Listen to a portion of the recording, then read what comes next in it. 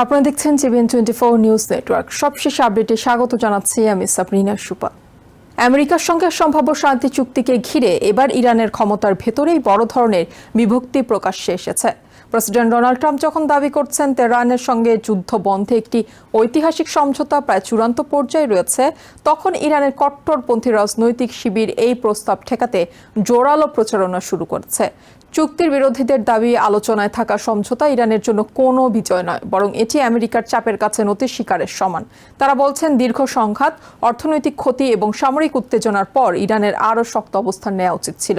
ইরানের পার্লামেন্ট সদস্য কামরান গাজানফারি চুক্তির সমর্থকদের কঠোর সমালোচনা করেছেন। তার দাবি, যারা বলছেন ইরান জয়ী হয়েছে এবং আমেরিকা পিছু হটেছে, তারা বাস্তব পরিস্থিতি আড়াল করছেন। তিনি এটিকে জনগণের সামনে ভুল ব্যাখ্যা তুলে ধরার চেষ্টা হিসেবে বর্ণনা করছেন। একই সুরে কথা বলছেন কট্টরপন্থী গণমাধ্যম ব্যক্তিত্ব মেইসাম নীলি। সাবেক প্রেসিডেন্ট ইব্রাহিম রাইসির ঘনিষ্ঠ হিসেবে পরিচিত নীলি বলেছেন, বর্তমান প্রস্তাব ইরানের জন্য ভয়াবহ রাজনৈতিক ভুল হতে পারে।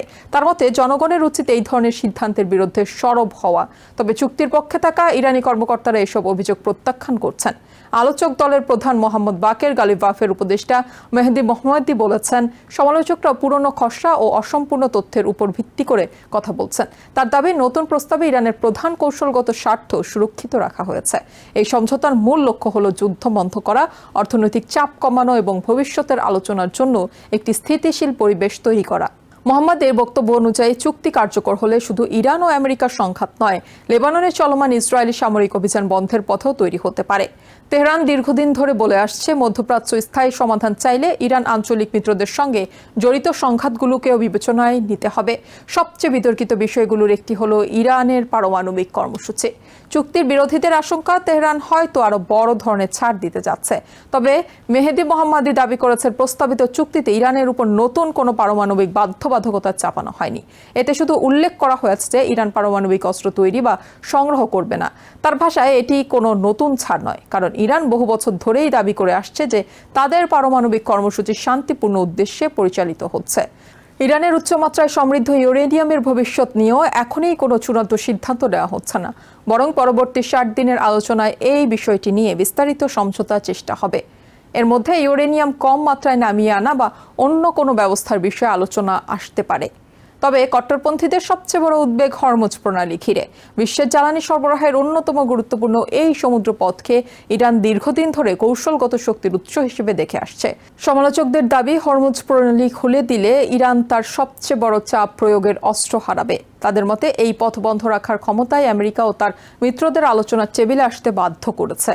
কিন্তু চুক্তির সমর্থকরা বলছেন, হরমুজের উপর ইরানের প্রভাব শেষ হচ্ছে না, বরং নতুন ব্যবস্থা ইরান ও ওমান এই পথ দিয়ে চলাচলকারী জাহাজের উপর সার্ভিস ফি আরোপ করতে পারবে। মেহেদি মোহাম্মদের দাবি, এই চুক্তি 2015 সালের পারমাণবিক চুক্তির চেয়েও ইরানের জন্য ভালো অবস্থান তৈরি করেছে, কারণ এবার ইরান আগের সব ছাড় দিয়ে পরে সুবিধা পাওয়ার অপেক্ষায় থাকবে না। তার মতে, অতীতের অভিজ্ঞতা থেকে শিক্ষা নিয়ে এবার তেহরান এমন ব্যবস্থা চাইছে যেখানে প্রতিটি পদক্ষেপের বিনিময়ে বাস্তব সুবিধা নিশ্চিত হবে। অন্যদিকে পায়দারি ফ্রন্ট সহ ইরানের কট্টরপন্থী গোষ্ঠীগুলো এই ব্যাখ্যা মানতে রাজি নয়। তারা বলছে, আমেরিকার সঙ্গে কোনো চুক্তি দীর্ঘমেয়াদে বিশ্বাসযোগ্য নয়। কট্টরপন্থী সংবাদ মাধ্যম কায়হানের সম্পাদক হোসাইন শরিয়াতামাদির প্রশ্ন তুলেছেন, এত প্রাণহানি, অর্থনৈতিক ক্ষতি ও সামরিক সংঘাতের পর শুধু সীমিত অর্থনৈতিক সুবিধার জন্য কেন ইরান নিজের শক্তিশালী অবস্থান থেকে সরে আসবে? চুক্তির বিরোধীরা তেহরানে পররাষ্ট্র মন্ত্রণালয়ের সামনে বিক্ষোভ করেছে এবং সামাজিক মাধ্যমেও প্রচারণা শুরু করেছে। তাদের বার্তা, ইরানের জাতীয় স্বার্থ ক্ষতিগ্রস্ত করে এমন কোনো সমঝোতা তারা মেনে নেবে না।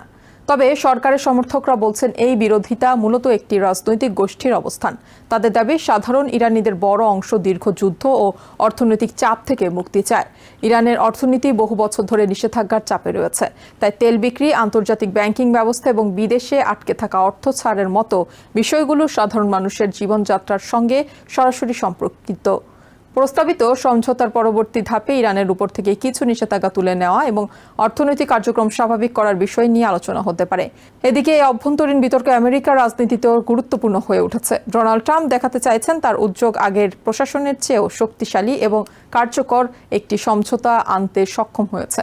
তবে সমালোচকরা বলছেন, সামরিক সংঘাতের পর যে চুক্তি নিয়ে আলোচনা হচ্ছে সেটি হয়তো কূটনৈতিক পথেই আগে অর্জন করা সম্ভব ছিল। বিশ্লেষকদের মতে সামনের সবচেয়ে বড় চ্যালেঞ্জ হলো তেহরানের অভ্যন্তরীণ বিরোধ, ওয়াশিংটনের রাজনৈতিক হিসাব এবং মধ্যপ্রাচ্যের নিরাপত্তা পরিস্থিতিকে একসঙ্গে সামলানো। শেষ পর্যন্ত এই সমঝোতা অনুযায়ী শান্তির পথ খুলবে নাকি অভ্যন্তরীণ চাপ ও আঞ্চলিক উত্তেজনায় ভেঙে পড়বে, সেই প্রশ্নের উত্তরের জন্যই এখন অপেক্ষা করছে পুরো বিশ্ব। নিউ ইয়র্ক থেকে সম্প্রচারিত TVN 24 টেলিভিশন বিশ্বজুড়ে বাঙালির কণ্ঠস্বর।